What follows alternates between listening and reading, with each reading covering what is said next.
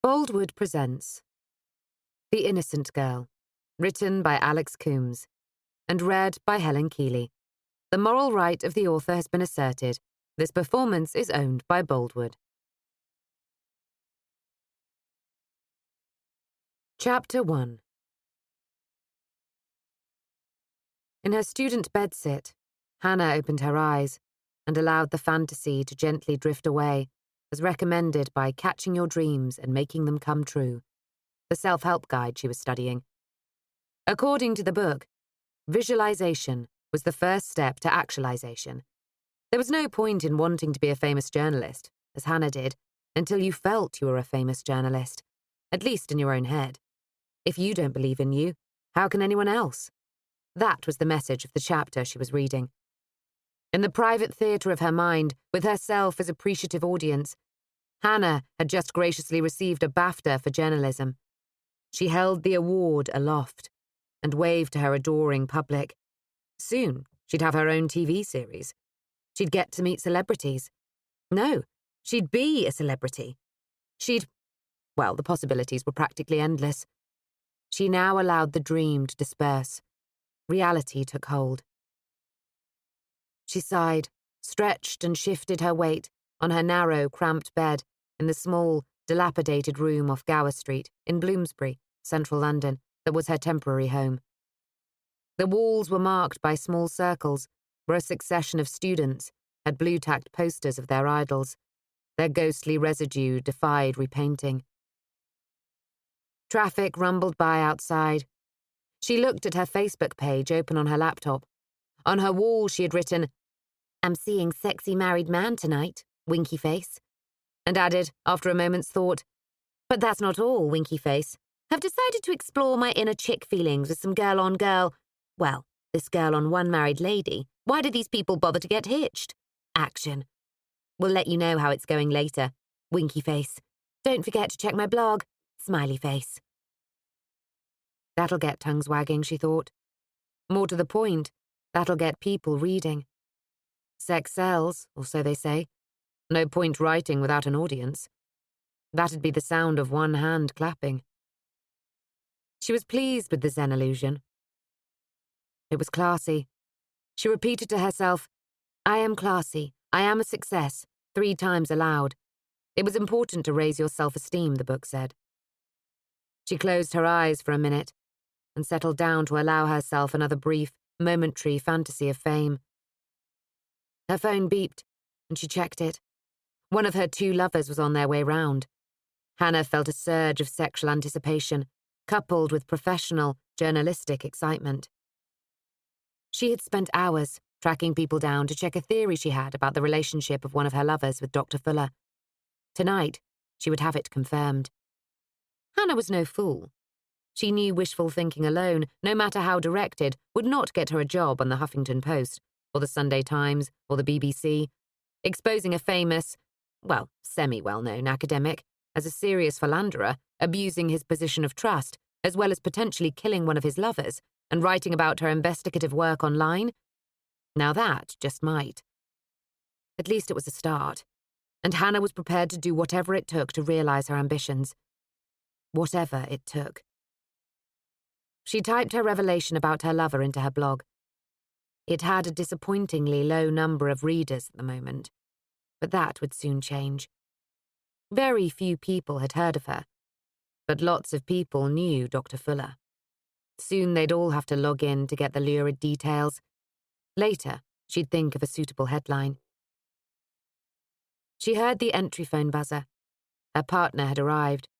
She pressed the button to open the door downstairs, opened her own door a crack, and then lay face down submissively on her bed, as she'd been instructed to do. "Don't look at me tonight," he'd ordered. Hannah slipped the black velvet hood over her head. Her lover liked her blindfolded, passive and quiescent. She heard footsteps in her room, and the door closed. All her senses were heightened now in the velvet darkness of the hood. Sound was magnified. Sensations were amplified. The click of the door as it shut had an ominous finality. She could hear his breathing, the traffic noise in the street outside, someone's TV down the hall. She heard the faint noise of an iPod being attached to her docking station, and old-fashioned dance music filled the room. Hannah's pulse quickened when she felt the mattress on the bed move as her lover sat beside her and started stroking her head through the material of the hood. She felt her skirt being pulled up, and then she heard her lover say softly, "I thought I told you. White underwear, not black." There was a pause, and then he murmured, "Now I'll have to punish you." "I'm sorry, teacher," she said. Her lover insisted on her using the title. Not to do so was to be punished. At the start of their relationship, he'd made her write a contract out, detailing her slave duties. Everything they did together was rigorously, relentlessly planned and choreographed. There was a script written by him that she had to follow. Nothing was left to chance. Everything was controlled, even down to the music playing in the background. Especially down to the music in the background. He was insistent upon it. Always dance music. She guessed that it meant more to him than simply a soundtrack or just something to drown out the noise of their lovemaking. The intensity of his expression was sometimes frightening. "Sorry doesn't cut it," the voice said. "I'll do anything you say," she said, her voice muffled by the material of the hood. "Yes, you will, won't you?" said the voice, calm and in control.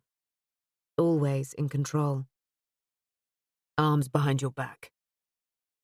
She did as she was told. Now her wrists were secured behind her back with handcuffs, depriving her of the use of her arms. She felt her underwear being pulled down and then a searing pain across her buttocks as the riding crop swished down. She bit her lip in pleasure at the stinging sensation. Her laptop pinged as someone emailed her. She felt a twinge of irritation that she'd forgotten to log off. Bloody thing. She felt the weight of the other leaning across her body momentarily. Was he reading the blog? Surely it had moved to screensaver. She felt the familiar, strong fingers close around her throat. She arced her neck upwards, submissively to allow him a better grip, the index finger against her jawbone. She felt the pressure closing, tightening, then her airways constricting as she heard the voice whispering, "Who's been a naughty girl, then?" The artist changed on the iPod, and the music shifted up a gear. The voice from way back when, a voice from long before she was born. Donna Summer's voice, ethereal and urgent, sang how she felt love over and over again, floating above the robotic synthesized drums. The fingers closed around her again. But it was not like it had been before. Not gentle. Not fun at all, and she bucked beneath the other body, now pressing down on top of hers so she couldn't move, in genuine alarm, but to no avail. They had a code word to use to stop any activity, but she couldn't speak. This wasn't part of the script. This wasn't how it should be. Now her alarm changed to fear, and as the pressure continued, naked terror. "Please, God," she prayed, "make this stop." She could hear the song in her ears about how it felt good, so good, so good. But it didn't feel good. Not good at all. She was choking. She couldn't breathe. It was like a nightmare, and fear changed to terror. Now she could hear the blood hammering in her ears, as insistent as the music, and wild patches of iridescent colour seemed to explode in the darkness behind the hood. The music swelled to a crescendo, and still the iron grip tightened. Above her, straddling her body that was trying so hard and so ineffectually to buck him off, he hummed along to the music, his head nodding in time with the beat, while his grip never slackened. Gradually he felt her movements slowing and ceasing, and her body relaxed as her life departed. Her killer rolled off her body and stood momentarily looking down at Hannah with genuine regret, then leaned forward and with gloved fingers delicately deleted the last section of the blog. Chapter 2. At the central ring in the large vaulted space of Bob's gym in Bermondsey, the fighters were training in the background. Around them, almost centre stage, the multi-layered noise of a boxing gym. The decibel levels were high. There was the thud of gloves on the heavy bags, on bodies, and on pads. The grunts of explosive effort as the punches were launched. The swishing of skipping ropes, the tacketa noise of the speed bags. The squeak of training shoes on polished wood, and the shouts of instruction or encouragement. Freddie Laidlaw, the owner and trainer at Bob's gym, looked at Hanlon speculatively. His eyes ran over her as she stood before him. He was looking for weakness. He could see none. Hanlon's gaze was as steady and imperious as ever. The last time he'd seen her was when he'd visited her once, briefly, in hospital, hiding behind the expensive bunch of flowers he had brought with him like a shield. Hanlon had been in bed, her head and arm bandaged, the springs of her thick, dark hair emphasizing the pallor of her skin. His heart had felt heavy at the sight of her vulnerability. Then, with her eyes still closed, she'd said, "Put the flowers on the table, Freddie." "How did you know it was me?" She opened her grey eyes and looked at him sardonically. "White lilies are for funerals, Freddie," she said. "I could smell them coming down the corridor." "Oh," he said lamely. "I'm not dead yet, Freddie, but when I am, I'll be sure to let you know." He smiled at her. "You do that, Hanlon." She propped herself up on one elbow. It hurt, but she took care not to let the pain show. She even refused her eyes permission to narrow. "I'm a hard woman to kill," she told him. That evening was Hanlon's first time back in the gym since her fight with Conquest on the island. Laidlaw had watched her earlier, jumping rope with effortless ease. As she skipped, following up with basic jumps, shuffles, and side swings, Hanlon was graceful and fluid in motion, her body concealed by a baggy old tracksuit. Laidlaw noticed several of the other boxers stealing surreptitious glances at her movements. She was the only female boxer in the gym. Hanlon usually worked out and sparred with the handful of professionals and semi-pros who trained at the gym on the evenings when it was closed to amateurs. This was the first time most of them had ever seen her. Aware of the attention, and just for the hell of it, she finished off her half-hour workout with some showy rope tricks, crossovers, double unders and double crossovers. The rope a blur of movement, haloing her slim body. She moved so fast, the rope audibly swished through the air and cracked, whip-like, against the floor. "Beat that," she thought triumphantly.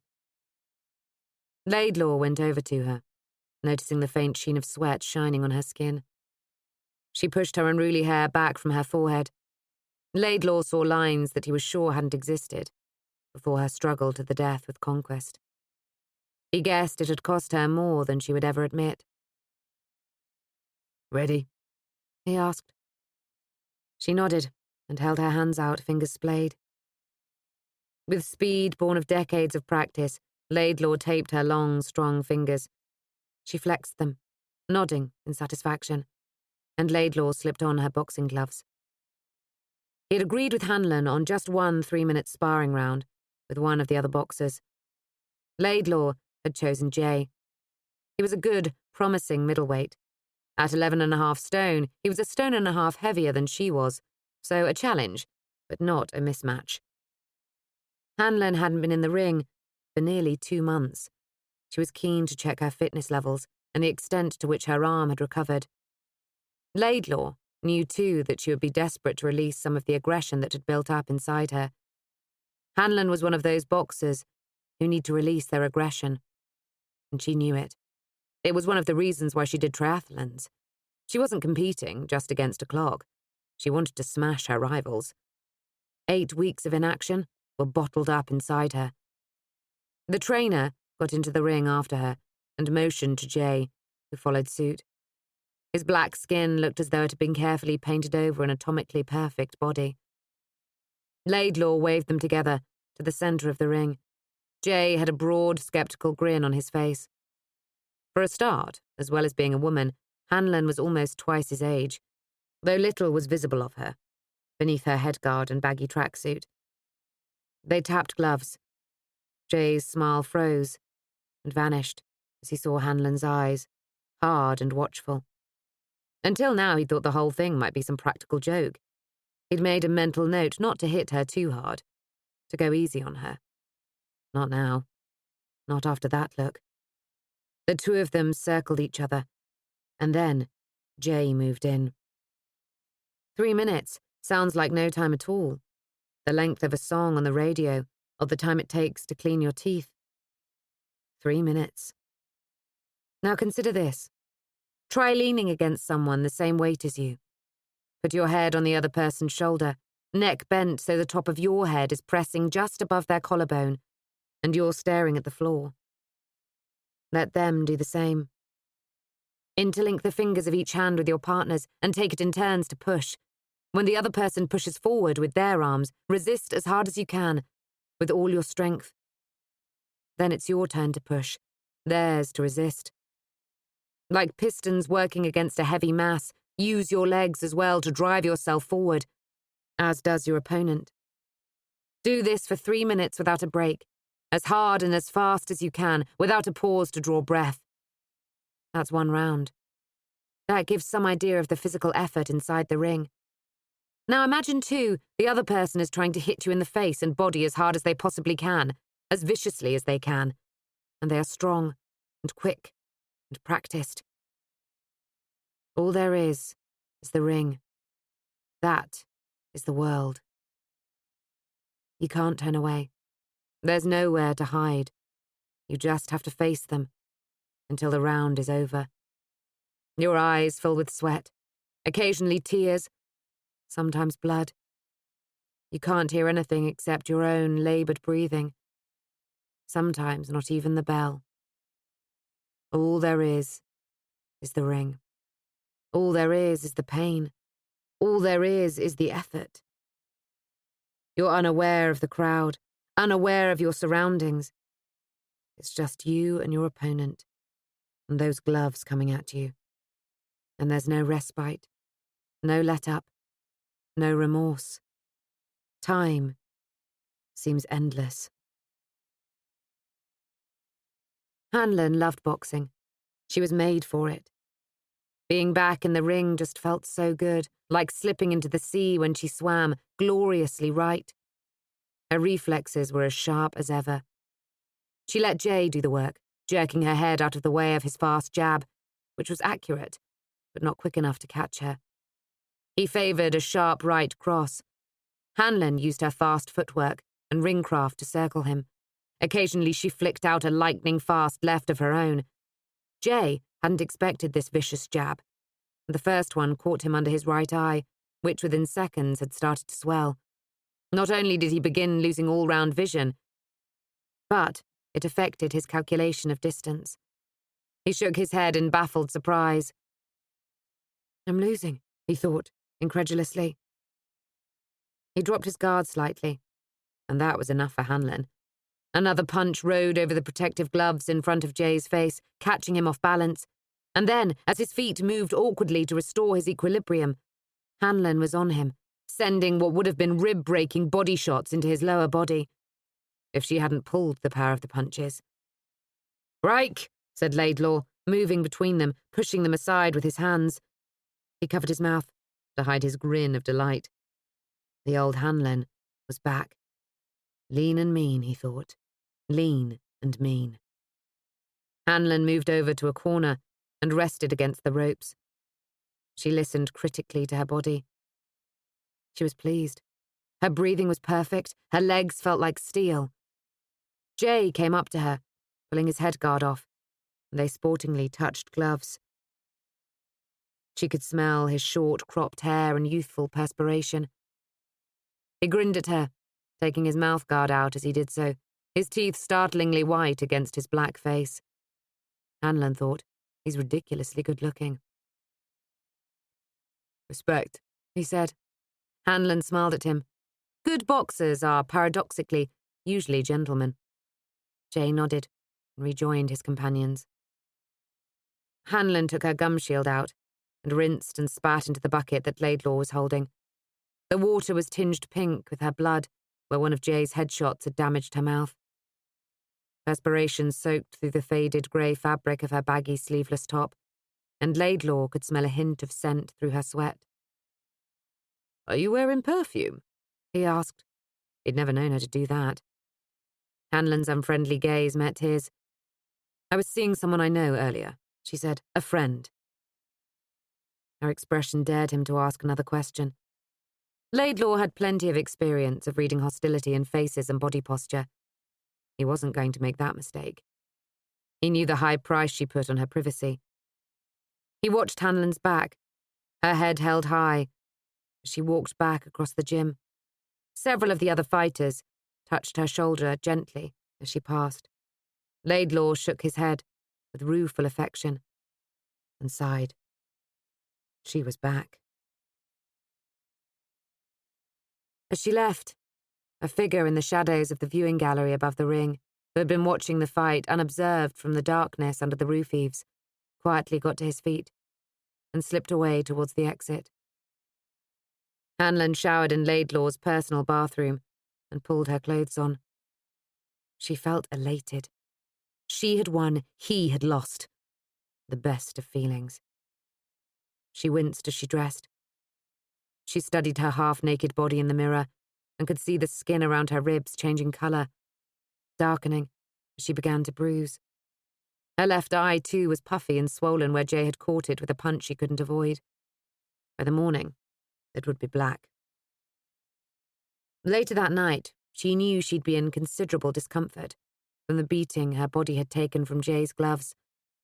But Hanlon didn't mind that kind of pain. It was there because of what she'd achieved. No pain, no gain. If there's no charge, it's not worth attending the show. She was pleased overall with her performance. It was the first time she had been in a fight since her struggle with Conquest on the island, which was a couple of months ago. Her arm had healed perfectly, and her fitness levels were better than ever. She walked out of the fire door at the rear of the building, sure-footed and silent on the metal steps of the fire escape. Her sports bag in her left hand was partially unzipped, and jutting out from it was the handle of a standard-issue police telescopic baton. Hanlon had made a fair number of enemies in her time, and she suspected one of them would come looking for her someday. She also didn't trust the dark streets of Bermondsey at the best of times, no matter how up-and-coming its image. Either way, she was ready. As she exited the narrow alleyway into the dark, dimly lit street, she saw a tall figure step out of the gloom. With one fluid movement, she drew the carbon steel baton, as a familiar voice said, "It's me, DCI Hanlon. You can put the baton away now, unless you want to be arrested for assaulting a senior officer." "Yes, sir," said Hanlon. Her hand moved away from the comforting metal handle. "How can I help you?" she asked. "You can join me for dinner, Detective Inspector," said the Assistant Commissioner, stepping into the soft halo of a street light. "I've got a job offer for you." Chapter 3. Hanlon and Corrigan sat together at a small table at the rear of the Sultan Ahmet restaurant, near the brutalist sprawl of the South Bank complex, home of Lasdon's Hymn to Concrete, the National Theatre, and the Hayward Gallery by the Thames, just across the river from Westminster. The restaurant was owned by relatives of Hanlon's former partner in the Met, Enver Demirel. His aunt, the Met, ran the place. Hanlon could see her, standing behind the bar, organising everything with tight-lipped efficiency. Short, beaky-nosed and whippet-thin, with a shock of dyed brown hair, she looked like a small, angry bird. Enver and the other relatives of his, who Hanlon had met, were all placid by temperament and good-natured. Neither adjective applied to Aunt Demet. She watched the waiters, moving with professional grace, and as they exited and entered the kitchen, she caught glimpses of the chefs toiling away. She reflected how much Enver had hated the catering world, how he had once told her that boxing and the police force were relatively stress-free compared to working for the family-run restaurant business that the Demirels had. Mind you, she thought, I got Enver shot and nearly killed. A charge that couldn't be levelled at his family. Corrigan's 6'5" frame was uncomfortably wedged between banquette, seat, and table. His huge hands made the knife and fork he was holding look child-size. He poured himself another FS Pilsen and emptied half of it down his throat. If Demet Gull looked bird-like, thought Hanlon, then Corrigan, with his slab-like builder's features, was more like an ox or a bull. It had led many people to think him slow-witted, a huge mistake. Corrigan had a consummate political awareness that had kept him at the top table of the Met for about a decade now. And she felt uncomfortable under his shrewd, calculating gaze. Hanlon and Corrigan were sharing a meze-style starter, a selection of salads and various kebabs.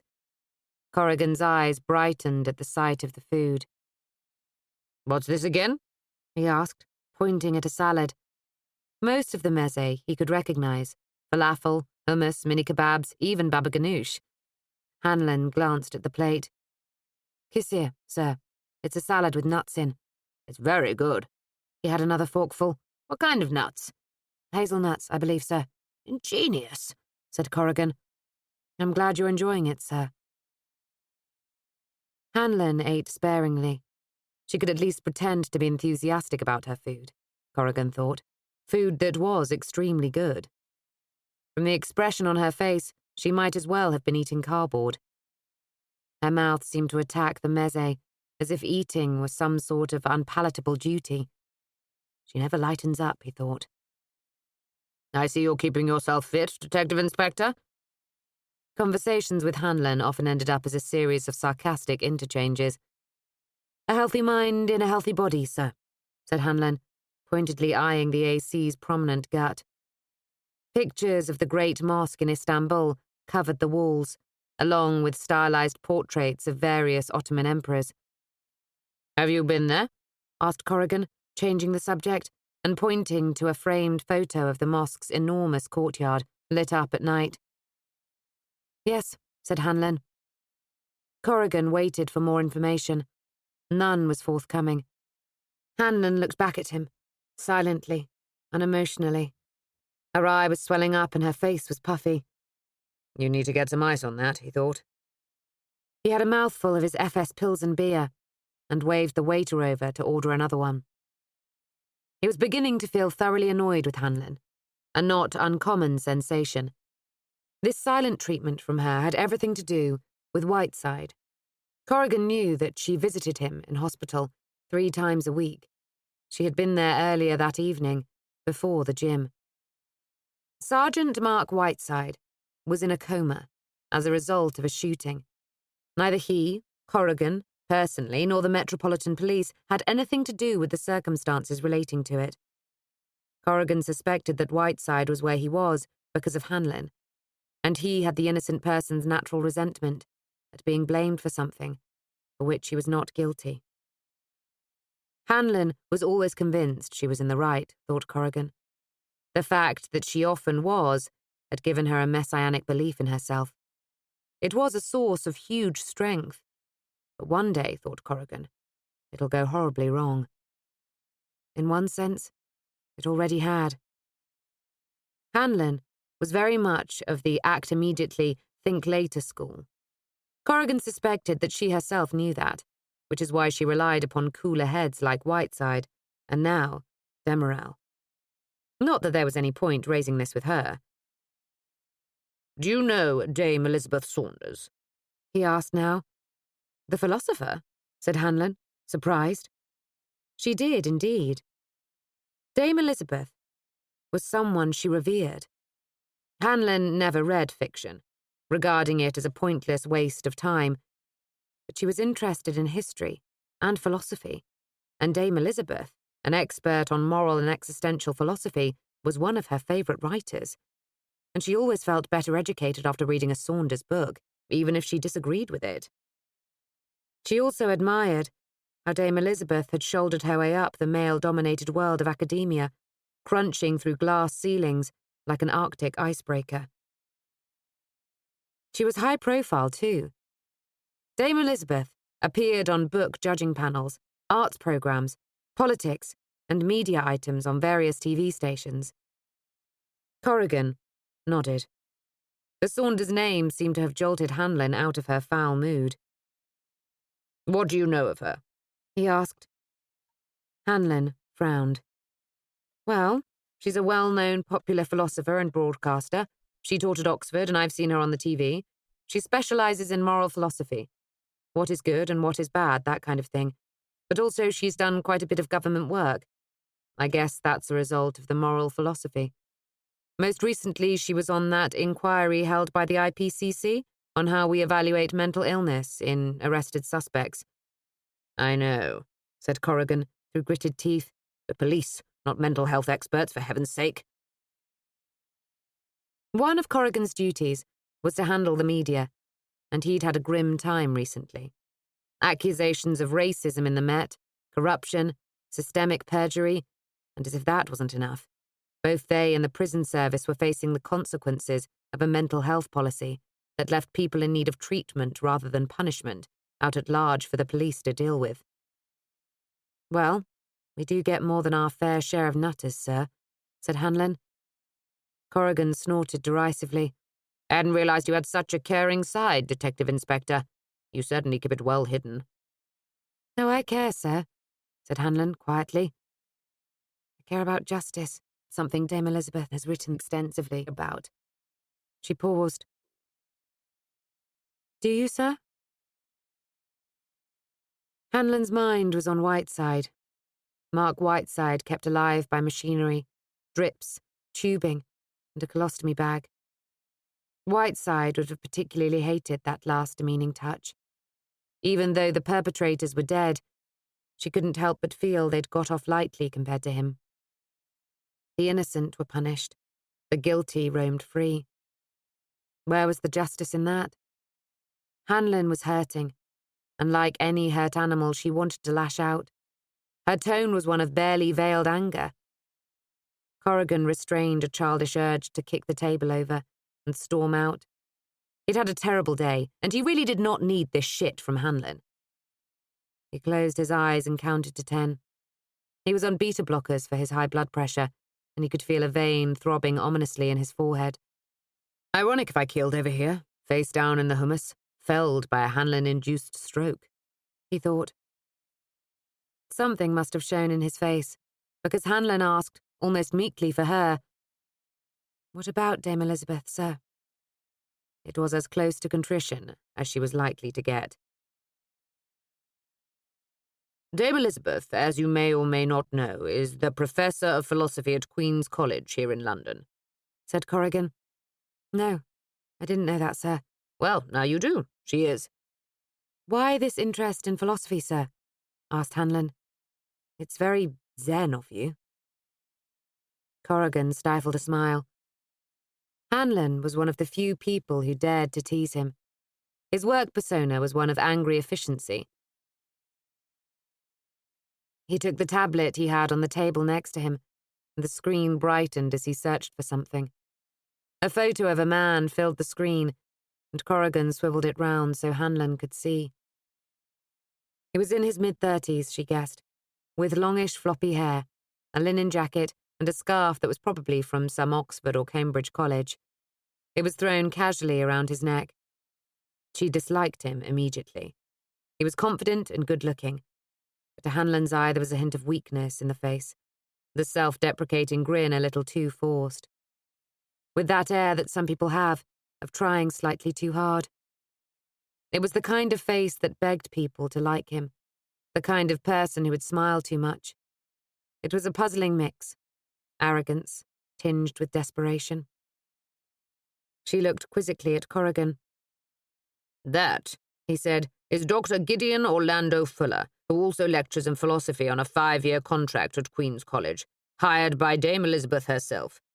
He is a suspect, the main suspect, in the death of this girl, Hannah More, who was strangled, either by accident or design, during some sort of S&M-style sex a week ago. This photo is from her Facebook page." Hannah More pouted at them provocatively from the screen. It was an attempt to appear sexually alluring, but her face and body were not the stuff of male fantasy. Hanlon looked at her dispassionately. She was obviously overweight, and her heavily made-up eyes were small and piggy in the generous expanse of her face. She had dyed her hair blonde, but not her dark eyebrows, and at the front the roots showed their true colour. Yet in those eyes, framed by inexpertly applied makeup, was a real look of intelligence.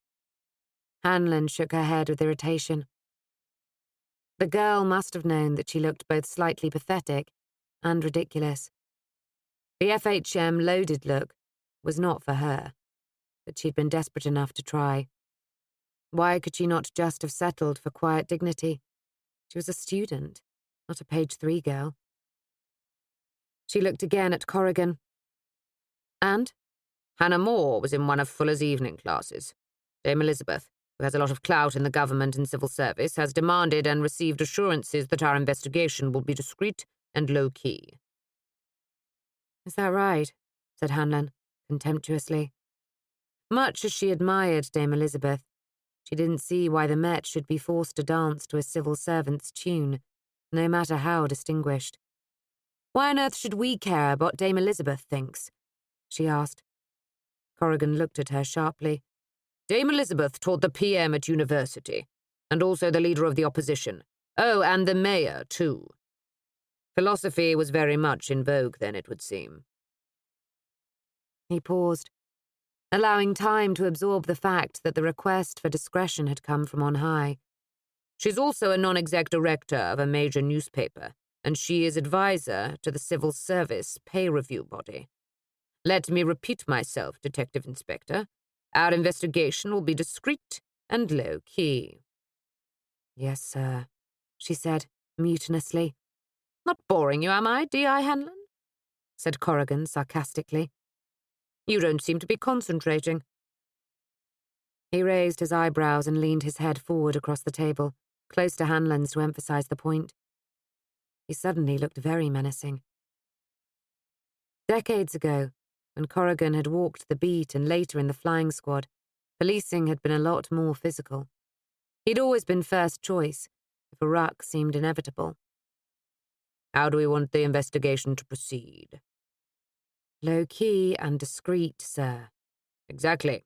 You will join Fuller's evening class and gather any relevant information that may shed light on this girl's death.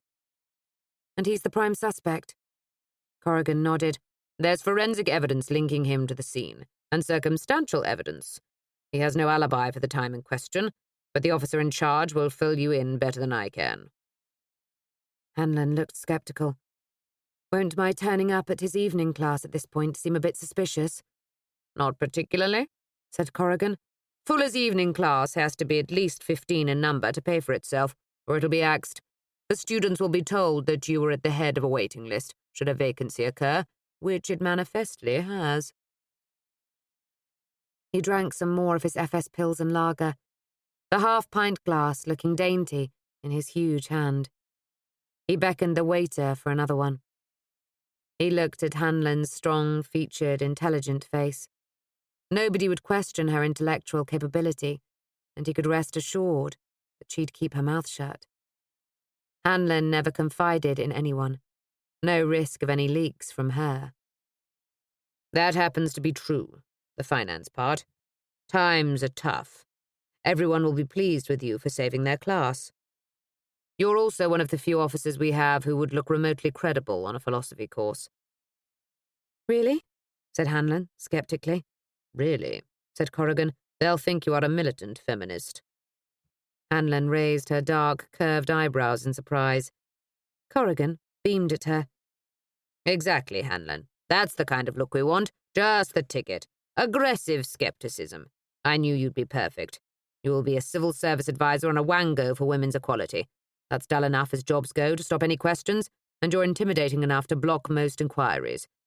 Queen Anne's Gate Human Resources Department will authenticate any queries about Ms. Rachel Gallagher. That's my name, is it? Said Hanlon. That's your name, said Corrigan, not a million miles removed from your own surname. It could be worse, thought Hanlon. And it's not as if I'm being asked to live a part. All I need to do is be a Gallagher for a few hours a week. I can do that. Anything's better than sitting around at home on this endless sick leave. And you recommended me for this job, sir? May I ask why? It's a murder investigation, Hanlon, said Corrigan. I thought you'd like it. Also, I find the idea of people using their senior positions to coerce others into having sex with them against their will, as Fuller is alleged to have done, repellent, even if murder is not involved. Do you, D.I. Hanlon? Touché, thought Hanlon. You messed with Corrigan at your peril. One moment you were facing a ponderous, slow-moving, easy-to-predict relic. The next you were lying on your back, wondering just where that punch had come from. He stood up and gave her a folded piece of paper. That's the name of the investigating officer, his nick, and the time of your appointment. He looked around the restaurant with approval. Very good food, he said. You can get the bill, Hanlon. I'll be in touch. He towered over her. Oh, and Hanlon, one more thing. Yes, sir? You're now DCI Hanlon. Acting rank, until the official confirmation. Good God, thought Hanlon, and I suspected I was being measured for the axe. She looked at Corrigan's impassive face. It's down to you old bastard, she thought, in a rare moment of affection. Corrigan saw her left eyebrow rise quizzically as she digested the news of her promotion. He thought he would spare Hanlon the ordeal of having to express or not express gratitude. Both would be equally problematic for her. I'll be in touch, he said.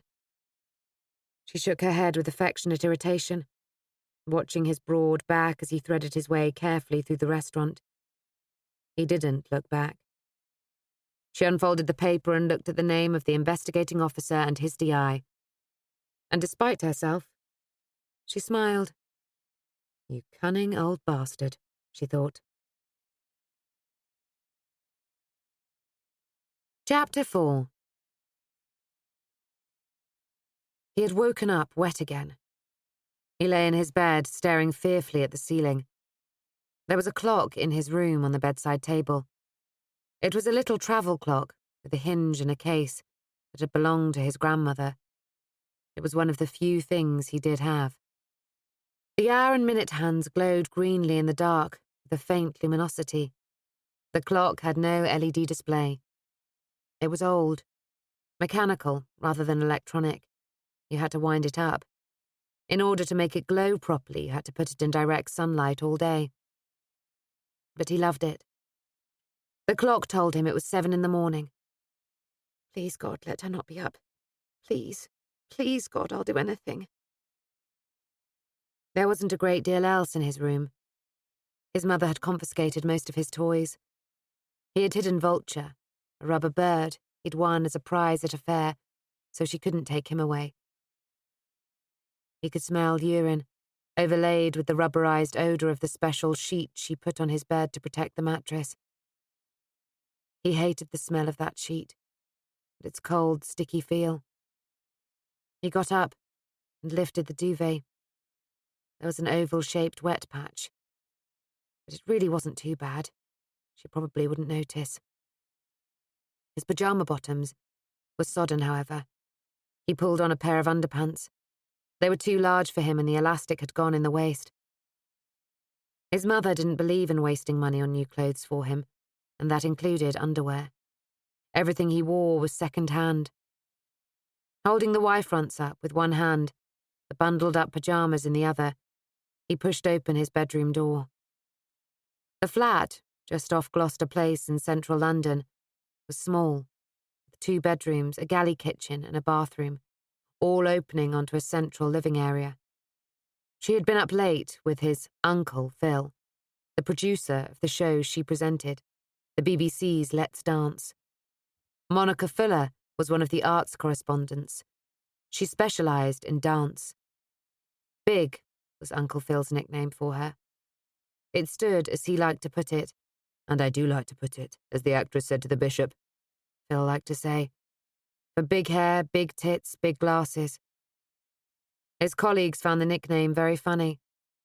Uncle Phil was famous for his sense of humour at the corporation. He was very popular there. He was one of the lads. The boy looked nervously out at the lounge. but the table was covered with several wine glasses, some half full. She must have had more than one friend round. Hers were easy to identify. They were marked with crescent moons from the very red lipstick she favoured. They'd used a couple of the glasses as an ashtray. Now they were full of a greying mass of sludge and cigarette ends and a couple of roaches from smoked joints. She must still be asleep, he thought. Good. I can bury these in the washing basket and wash them later when she's at work. He was halfway across the room when the door to her bedroom opened and she appeared. "What are you doing, sneaking around?" she demanded. "Nothing, Mummy," he said defensively. "What's that you've got? Give it me." He handed over the wet trousers, his stomach knotting in fear and misery. "Please, God, please let her not be too angry," he prayed. He could smell the stale alcohol and cigarettes on her breath as she leaned over him. "God, you sicken me, you dirty little sod," she said with genuine disgust. "It's no wonder your father left." She had on a housecoat, with nothing underneath, showing a lot of cleavage. He stared at her large, heavy breasts, blue-veined with fascinated repulsion. "I'll have to punish you now," she said. "I should have been firmer with you from the word go. Phil says I mollycoddle you." She turned and opened the sideboard drawer and took out a heavy, old-fashioned wooden ruler. "Hold your hand out," she commanded. He did as he was told, and 6 times the pain flared up his arm from his palm as she beat him, making him count out the strokes. Although he was in agony, he refused to cry. He would do that later. "Now go to your room, so I don't have to look at you, and stop trembling, you pathetic little girl. It's sickening. And don't forget it's your dance class after school. I'd better see some improvement. You're supposed to be my son, for God's sake. You could at least learn to stick to a basic rhythm. It's not exactly difficult. It's not rocket science. Just fucking try, will you? If that's not too much to ask." He did as he was told, closing the door gently behind him. He sank down on the floor and cradled Vulture. Now he would let himself cry. "I hate you," he whispered to his absent mother. But it wasn't true. He didn't hate her at all. It was himself he knew he should hate. He was bad. He deserved to be punished. He was worthless. It's what he'd been taught. And he was a good pupil. He was very diligent. In the flap of his school satchel was the letter he'd been given from school. It began, "Dear Mr. and Mrs. Fuller, I am delighted to tell you that Gideon has won the class award for outstanding ability." Chapter 5. Laura sat at her desk in her room on staircase 5 and looked out of the antique, small, leaded window, its glass divided into diamond shapes, onto the clipped lawns of the inner quad of St. Wolfstan's College. It was her second year at Oxford, and room 2B, staircase 5, was quite simply the most wonderful place she had ever stayed in her 19 years on the planet. The college rooms were 17th century, and she often thought wonderingly, "There has been a student like me in here for 400 years. Although obviously not female, the college had only been co-ed for 10 years, and that was in the teeth of stiff opposition from the Dons. And certainly not from a comprehensive school in Northampton. It was like a fairy tale come true being here. Nearts Avenue, where she lived in Northampton, was a perfectly pleasant road, wide and relatively traffic-free, the early 70s houses quite spacious. But my God, was it dull. St. Wolfstan's was exciting, and not in some kind of unpleasant, semi-fascistic Bullingdon Club way. She loved her studies, drank endless coffees with her friends, stayed up late, and talked and talked. Her college valued her, and had given her these rooms as a reward for her tireless good works, foremost in organising and running the Philosophy Society. Laura was a formidably good organiser. Laura was quite short, and her feet barely reached the floor in the chair she was sitting in. In front of her on the desk was a list of those who would be attending the Philosophy Sock seminar she was busy arranging. Some, the keynote speakers, other VIPs, and the women attending would get college accommodation. It was a long weekend at St. Wolfstan's, in honour of some age-old benefactor, and several students had agreed to let her use their rooms for a small fee, so she was able to dangle cheap college accommodation as an extra incentive to the invitees, particularly the Londoners. She felt sorry for the London students. They had to pay huge amounts of money to live in grotty accommodation. Not that Oxford itself was cheap, far from it, so it was a good balancing act to give them this opportunity to stay somewhere nice for once. Fair, she thought. She unzipped her Scooby-Doo pencil case and took out some brightly coloured felt tips that she carefully lined up in front of her Apple Mac. Some work she preferred doing the old-fashioned way. She got a piece of paper and wrote in her firm, graceful hand, Dr. Gideon Fuller. She was so excited that he'd be coming. She had a bit of a crush on Dr. Fuller. Chapter 6. D.I. Enver opened the bedroom door in the student flat off Gower Street. He ushered Hanlon into the small room and gently closed the door behind them. This is her room, Hannah's room, he said. Hanlon looked around her. It was quite Spartan. The room had a bed with a table beside it, a built-in wardrobe, a sink and another table that would serve as a desk. There was a bookcase, and Hanlon bent forward to examine its contents. There were a few philosophy books, that was to be expected, and a shelf full of self-help books. There was Deepak Chopra, Coelho, Anthony Robbins, Men Are From Mars, that kind of thing. There were books about how to organise your day, your life, your relationships, and your career. The optimism of the book's subject matter emphasised the sad squalor of Hannah's death. It was the library of a hopeful optimist, of someone determined to get ahead. Hanlon hated murderers. She despised their overwhelming, shallow egotism. She wanted revenge for Hannah More. There was an open book on the shelf. Can I look at this? She asked. Sure, ma'am, said Enver. We're done here. Enver was delighted with Hanlon's promotion. His own increase in rank to DI had put him temporarily on a par with her, and he had secretly been dreading the unlooked-for equality. He couldn't work out what that meant. Was he slavishly addicted to following the woman around, or was it because it showed their relationship could be rekindled? Oh, who cares, he thought. He did know he felt radiantly happy to be back in the presence of the monosyllabic Hanlon, currently sporting a vicious-looking black eye. He leaned against the closed door, his muscular arms folded across his expanding midriff with almost proprietorial pride. The inquiry into the deaths of the child traffickers in Norfolk had completely exonerated him, and the rescue of the kidnapped child had resulted in his promotion to detective inspector. Hanlon's evidence had cast him in a heroic light, while taking any blame for breaches of procedure upon herself. Enver had kept Assistant Commissioner Corrigan's part in the matter to himself. He had been rewarded with this promotion. It was deserved, he knew that, but he still had to contend with snide remarks from some of his colleagues that he'd only got it because he was a Muslim or because he was non-white.